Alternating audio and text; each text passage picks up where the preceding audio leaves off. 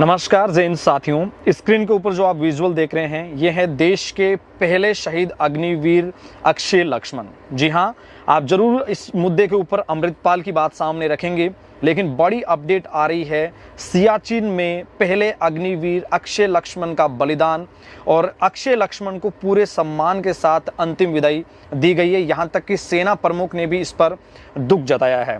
हालांकि हाल ही में अग्निवीर अमृतपाल की जो गोली लगने से लाइन ऑफ कंट्रोल पे जान चली गई थी, उसके पश्चात काफ़ी सारे मुद्दे, काफ़ी सारा विवाद जो है वो सामने आया था कि उनको बिना किसी सेना के जवान के, बिना किसी सैन्य सम्मान के साथ अंतिम विदाई क्यों दी गई। इसी बीच ये खबर आ रही है सियाचिन से। सियाचिन में देश का पहला अग्निवीर बलिदान हुआ है। गवाते अक्षय लक्ष्मण ने, जी हाँ, आपको पूरी अपडेट मैं आपको दे रहा हूं। गवाते अक्षय लक्ष्मण ने विश्व की सबसे ऊंची युद्ध भूमि सियाचिन में अपना बलिदान दिया है। भारतीय सेना ने पूरे सैन्य सम्मान के साथ उनके पार्थिव शरीर को विदाई दी है, जिसके विजुअल आप यहां देख पा रहे हैं। सेना प्रमुख जनरल मनोज पांडे, सेना की उत्तरी कमान के कमांडर लेफ्टिनेंट उपेंद्र द्विवेदी और सभी ने अग्निवीर अक्षय लक्ष्मण के इस बलिदान और पराक्रम को सलाम किया है, दुख जताया है। उनकी unit fire and fury corps ने दुख जताते हुए गवाते को सैन्य सम्मान के साथ अंतिम विदाई दी है।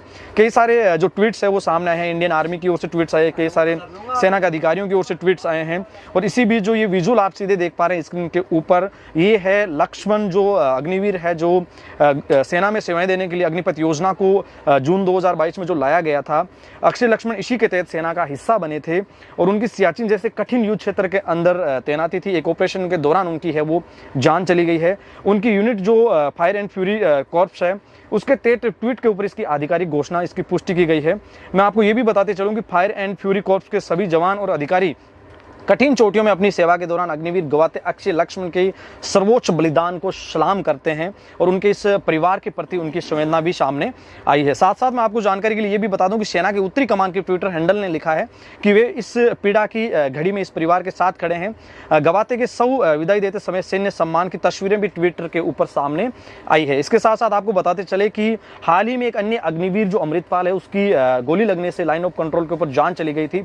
पूरे देश के अंदर कई सारी पॉलिटिकल कई सारे ऐसे राजनीतिक विश्लेषक, कई सारे पत्रकार और युवाओं के बीच में इस बात की चर्चाएं काफी बनी थी कि देश के एक ऐसे अग्निवीर जिसने भारतीय सेना को ज्वाइन करना अपना सबसे उचित माध्यम समझा, देश सेवा में उसने जाने की उसकी रुचि थी, उसके पश्चात इस तरीके से उनकी जान चली जाती है और उनकी पार्थिव देह बिना किसी सेना के सम्मान के, बिना किसी सेना के जवान के, बिना किसी सेना के वाहन के आखिरकार क्यों गई।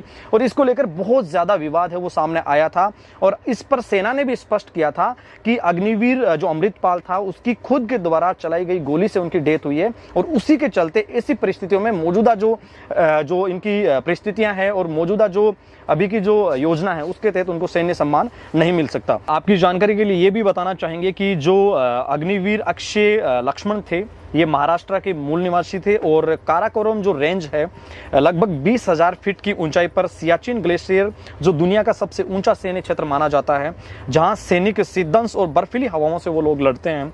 इसी बीच ये अपडेट आई है और भारतीय सेना के कई अधिकारियों ने, पूरा भारतीय सेना जो परिवार है, पूरा देश जो है वो अजय लक्ष्मण को अंतिम विदाई उन्होंने दी है और भारतीय सेना की ओर से सैन्य सम्मान के साथ उनकी अंतिम विदाई दी गई है।